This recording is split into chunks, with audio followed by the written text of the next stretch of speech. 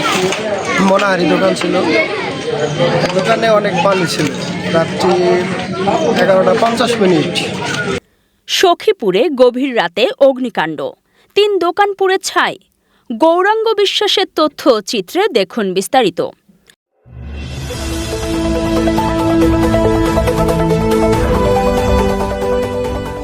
টাঙ্গাইলের সখীপুর উপজেলায় গভীর রাতে ভয়াবহ অগ্নিকাণ্ডের ঘটনা ঘটেছে। এতে 3টি দোকান পুড়ে ছাই হয়ে গেছে বলে জানা গেছে। সোমবার দিবাগত রাত 11টা 50 মিনিটের দিকে উপজেলার 3 নং গজারিয়া ইউনিয়নের কালিয়ানপাড়া বাজারে এ অগ্নিকাণ্ডের ঘটনা ঘটে। ভুক্তভোগীরা বলেন, সাবেক ইউপি সদস্য শাহাদাত হোসেনের মনোহারি দোকান, জলিল মিয়ার ইলেকট্রনিক্স মেরামতের দোকান এবং সাংবাদিক কামাল হোসেনের ঔষধের দোকান। আগুনে দোকানগুলোর মালামাল সম্পূর্ণ পুড়ে যায়।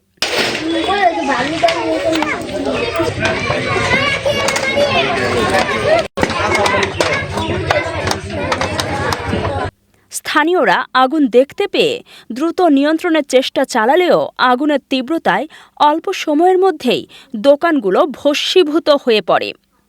মতে আল্লাহ এখন যেভাবে হয় সেটাই জানি।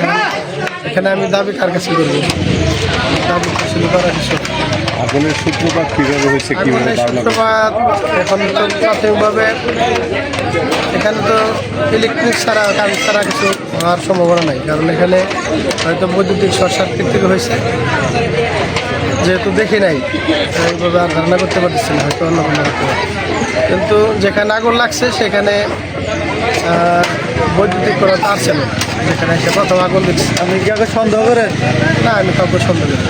ক্ষতিগ্রস্তরা জানান, এতে প্রায় 20 লাখ টাকার ক্ষয়ক্ষতি হয়েছে। প্রাথমিকভাবে আগুন লাগার সুনির্দিষ্ট কারণ জানা যায়নি। এ ঘটনায় এলাকায় শোক